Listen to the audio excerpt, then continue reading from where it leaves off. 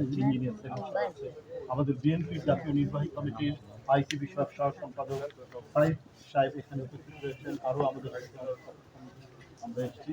আমাদের এই আশাটা হচ্ছে একান্তই মানবিক। আমাদের এই আশাটা কোনো রাজনৈতিক সংগঠন বা রাজনৈতিক উদ্দেশ্যে আমরা আসি না।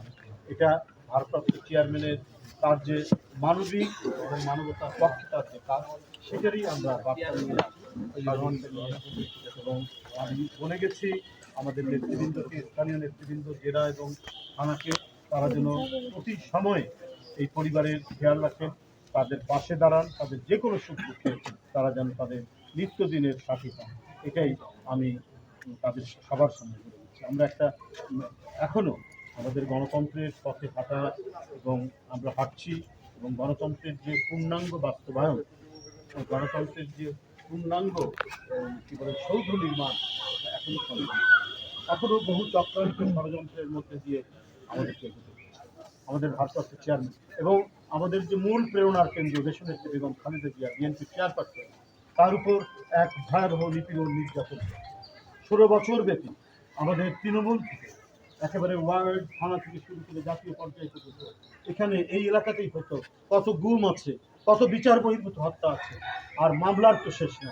অসংখ্য মানুষ একেবারে ওয়ার্ড পর্যায়েরও কেউ মামলা থেকে রেহাই পায়নি বা গ্রেপ্তার থেকে এই ভয়ঙ্কর এক ফ্যাসিবাদী দুঃশাসন শেখ হাসিনা, সেইখান থেকে গত বছর আগস্টে ছাত্র জনতার বিপ্লবের মধ্যে দিয়ে আমরা যতটুকু স্বস্তির নিঃশ্বাস পাচ্ছি, আজকে নির্ভয়ে নির্বিঘ্নে এখানে এসে আপনাদের সামনে কথা বলতে পারছি। আজ থেকে 1 বছর, 1.5 বছর, 2 বছর, 5 বছর, 10 বছর আগে এটা অসম্ভব ছিল। এই ধরনের একটা প্রোগ্রামে আসলে এখান থেকে যে কত আমাদের নেতাকর্মীকে গ্রেপ্তার করতে পারি। সুতরাং আমরা এইটুকুই বলবো যে চক্রান্ত ষড়যন্ত্র এখনো কমছে না।